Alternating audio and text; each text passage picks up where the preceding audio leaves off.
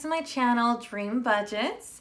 I am so excited for today's video because I'm finally going to be showing you all how I do my breakdown and how I come up with my numbers. But before we get started, I just want to do a quick shout out to my budgeting community here on YouTube and also on Instagram. I specifically want to say hey to Kris Budgets, Kris Budgets, and Mom Talks and Budget. You ladies are so sweet all the time.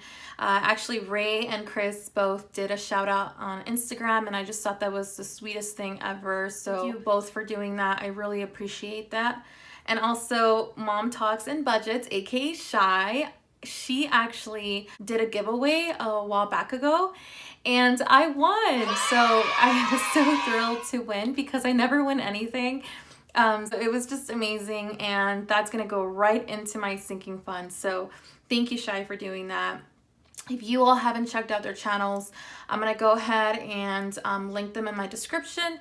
Please go comment, go like, and subscribe to the channel so you can follow their journey. I know my setup is a little different today. It's mainly because I got a new tripod and I don't really like it. It's kind of flimsy a little bit, so I apologize if the camera is moving a lot.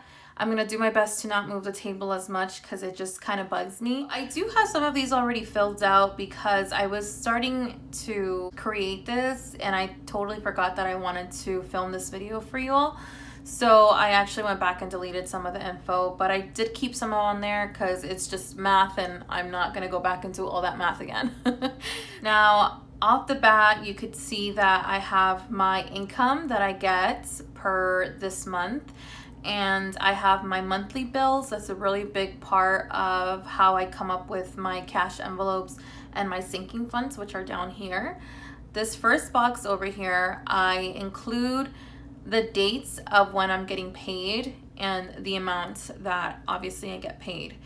And I also have a few sections in here that are for the cash bag that I usually get towards the end of the month. I actually included Shy's giveaway amounts, which was $25 in this breakdown because it was an extra income that I received. Again, thank you so much, Shy. You really are so sweet and amazing for doing that. So this paycheck came out to $1,391 with 46 cents. Add the 25, it's going to be $1,416 with 46 cents. So how I went ahead and organized this was I put the due dates here and I go by order because that way I know how much time I have before my next paycheck. So if you all can kind of see this, my paycheck was this Friday, the 10th, and my next paycheck won't be until the 24th, which means that all of my bills are due before my next paycheck. So that means that this paycheck is going to be mostly for my bills. So the second box here is what the bill is for. I just like to write notes. So some of these are loans and I just put the balances that are due here. I put the amount that is due this month. And here I have remaining balances. I start from the very top. These first two are paid off already because this was the balance from last month in August. So we actually already did the unstuffing for those. Those are my previous video. For Edison, this month we actually had a balance of $207 with 55 cents. And then for Spectrum, which is our cable, it's always $54.99, essentially $55. So $54.99. My loan, I'm going to be putting in $206 this month. Our second loan, we're actually going to do $126. For our Best Buy credit card, we are going to do, I believe it's, $67. So remove 67, we're going to leave $5.70 with 40 cents. For Target, I did have a balance this month, which was $51.58. Yeah, $51.58. For Discover, we are currently using that credit card, so I believe it's due until the 20th. So I am gonna go ahead and unstuff my envelopes when it's necessary, and then I'll go ahead and write the balance here. So we don't have a balance yet, so we can put a little question mark. We pay our city bill every other month. So we just paid it last month. We don't have anything this month, so we don't have to pay that. And for Verizon, I typically pay, well, now I pay 83 or 84, something like that. It's 83.49 this month. But I did the auto payment, so that way it discounted $5. It used to be 88.89. So I figured save myself $5 each month and just do the auto payment. Now for our gas bill, which is another house bill, we have a total of $13.70. I think $13.74. So that's gonna be the total amounts for my bills this month. Now I do want to say that I do live with my brother and my mother, so we do split the house bills. That's gonna go ahead and include, I believe, 3 bills this month. So what I'm gonna do is I'm gonna add them up, and then we're gonna go ahead and divide them by 3, and that'll be each of our portions this month. So Edison is gonna be 207.55, and then we have Spectrum, which is essentially, I mean, $55, but we'll put $54.99. And the last bill I see here is the gas bill, which is $13.74. So that's gonna give us a total of $276.28, and we're gonna divide that by 3. So that's gonna be 902.09. So let's just say that each of us pays 92.10. I go ahead and get the total that I earned this month, and I'm gonna subtract the amounts that are withdrawn directly from my bank. What I see here, of course, are the house bills, which we said was $92.10. So $92.10, and then the other amount that I see here is gonna be the $67, because that is withdrawn directly from my bank. And the last amount that I see here is $83.49, which is gonna stay in my bank until it is withdrawn automatically. But I do have to remove that from my income because we're not stuffing that. So that's gonna give us a total of $1,703.87 that we're gonna go ahead and cash stuff. Okay, so now that we know the total amount that is left over after we pay our bills, we're gonna go ahead and go through our cash envelopes and our sinking funds to break down the amounts that are left over. Let's start by putting how much we are gonna be putting into these categories this month.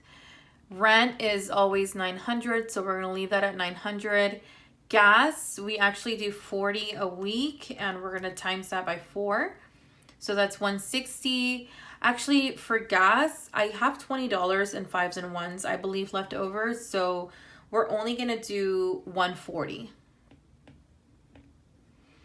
For groceries, I think I wanna up it up a little bit this month. So I can't remember if I did this last month, but we're gonna do $150. For house bills, everything was withdrawn from my bank account. So the only thing that I paid with my credit card this month was the Spectrum bill. So I'll withdraw the $55 in order to pay that, but essentially everything has already been paid off. So for personal bills, we have the 2 loans, which is $206 plus $126. $332. And the only reason I pulled these is because I currently can use my credit card. They're actually going to be stopping it this month, so I will not be able to pay with my credit card no more. Kind of a bummer that they're no longer doing that, because I would really just use that amount for cashback points. But you know, it is what it is. For spending, we're gonna go ahead and limit that to $70 this month. I really hope I stay within that budget. And our last one here is gonna be going out. Going out, ooh, this is a tough one. Typically, it goes somewhere between $250 to $300. That's way too much to be going out and eating. So I'm gonna do my very best to stay within $150. And I just like to add these up to know kind of what I'm spending this month.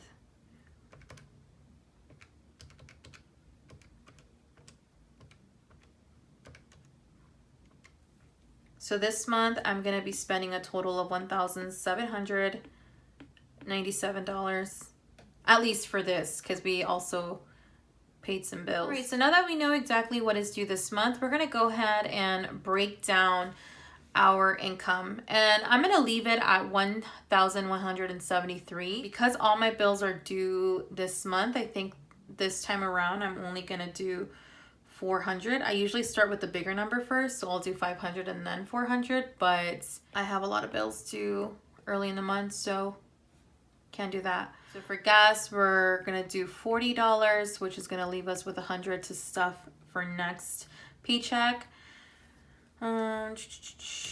Groceries, let's go ahead and take out 60, and that'll leave a total of 90 for next paycheck. This, we're gonna take out 55. So we won't have a balance there. We're actually going to be taking everything out.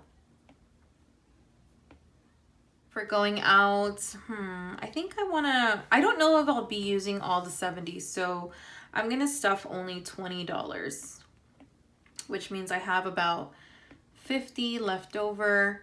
And then for going out, we're only going to take $50 from this paycheck, which leaves us with 100 for our following paycheck.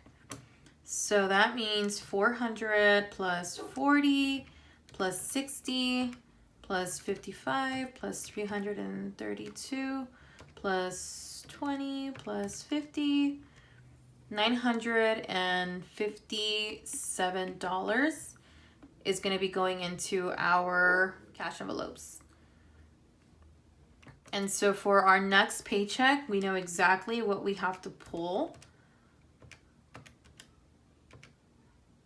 50 plus 100. So we are gonna have to pull $840 to go ahead and equal what we're doing this month. For our sinking funds, we know that we had a total of $1,173. We just did our cash envelopes breakdown, so we are gonna remove $957, so $216 is going to be the grand total that we're stuffing here in our sinking fund. What I will do is I will start with this amount and just subtract until I get to 0. I think a lot of people do it that way. So I'm going to go ahead and subtract $75 for my school. I know that's quite a chunk, but I try my best to save for school. The next category I want to focus on is my cart maintenance. Ideally, I should be taking about 120, 130 out, but there's just no way to do that with this amount. So I'm only going to take half of that. And that's going to be 76 after I put in 65 here. So from here, I'll just kind of go through and look at the categories and see what I want to stuff a little bit more on. I know a lot of birthdays are coming up, so I'm going to go ahead and do $20 for this. 56. I also want to make sure I stuff Christmas, so $15. This important one here is probably my health, because I'm going to be going to the doctor soon, so let's just subtract that.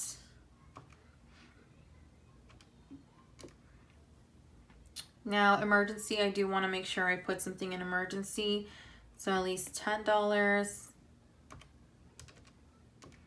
So now we're down to $21. I'm just gonna go ahead and take out 11 for personal. So that way we at least have $5 to add here for house saving. And the last remaining dollars are gonna go into vacation. So we're down to 0. And just to make sure everything is correct, we'll add it. 75 plus 11 plus 10 plus 5 plus 10 plus 65 plus 15 plus 20 plus 5 equals 216. Perfect. So now we have our breakdown for our cash envelopes along with our sinking funds. So we know exactly how much we are going to be adding into each category. And I do want to quickly just mention that Along the way, I am tracking my expenses for each of my credit cards. So I hope you all enjoyed this breakdown. I know it was kind of a lot, and I just want to thank you all for sticking through and watching the video. I really do hope it's helpful to somebody out there. And before I say goodbye, I just want to say thank you so much to all my new subscribers. I think we are at 149 subscribers, which blows my mind. I can't believe there's 150 people seeing my videos. So thank you so much for the continued support to my subscribers, to all my new subscribers. Hello, I am so happy to have you. As always, make sure you like, comment, and subscribe to my channel, and also turn on your post notifications so that you get notified when this video comes up. Thank you all so much for your support, and I will see you in the next video. Bye!